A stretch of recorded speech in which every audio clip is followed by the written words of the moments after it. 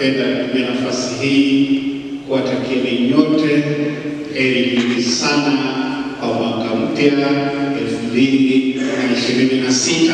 Hongereni sana.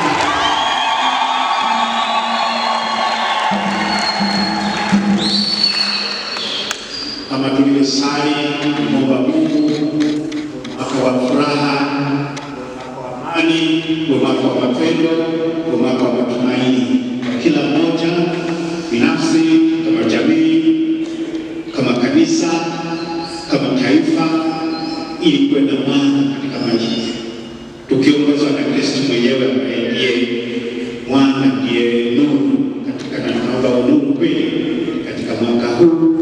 Yale madhara yote yaliyotupata huko nyuma tuyaache, yameshaenda na 2025.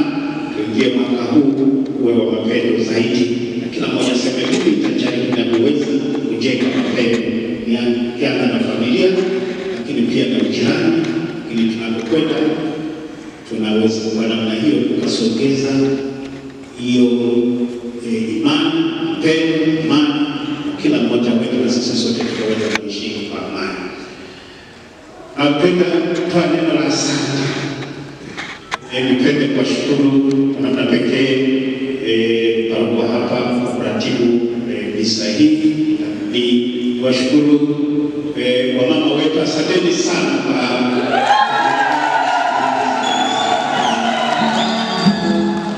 tunawashukuru kwa kutusindikiza tuingie mwaka mpya. Asanteni sana, wabariki sana. Nawashukuru nyinyi nyote mliona ni vyema sana tuweze kufunga mwaka na tukamilishe mwaka kwa ibada takatifu. Hili ni jambo jema na la kicho, ni bora zaidi kuliko mambo mengine. Wengine wanafunga kwa namna fulani, wana fiesta, wana shughuli, wana disco, wana mugani na mambo mengine mengi, lakini sisi tunaona tufike tusali, tukane tusali. Hili ni jambo la maana zaidi, ndio jambo la baraka kutoka Mwenyezi Mungu. Tunachotea baraka ili zitusaidie katika mwaka unaoenda. Niwatakie nyote kila la heri, kila mmoja katika maisha yake katika mwaka huu aweze kufanikisha Mwenyezi Mungu katika mikakati na mipango yake ya kifamilia na kupanga pamoja katika familia. Basi Mwenyezi Mungu atuongoze tuweze kuyafanya yote vyema, lakini tuendelee kudumisha upendo. Narudia tena, sisi sote ni ndugu. Sisi sote ni ndugu. Turudishe habari ya kwamba ndugu yangu jambo, ndugu yangu umeamkaje, ndugu yangu habari za nyumbani, ndugu hawajambo.